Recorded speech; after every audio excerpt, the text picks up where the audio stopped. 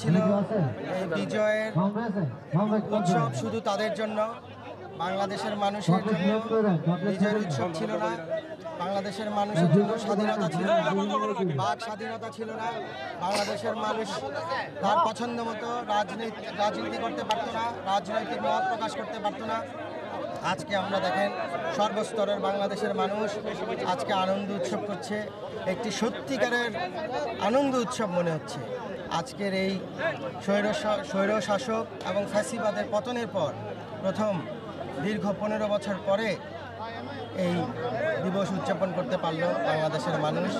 এবং আমরা সবাইকে নারায়ণগঞ্জ এবং 2500 বাসীকে বিজয়ের শুভেচ্ছা জানাই আজকে।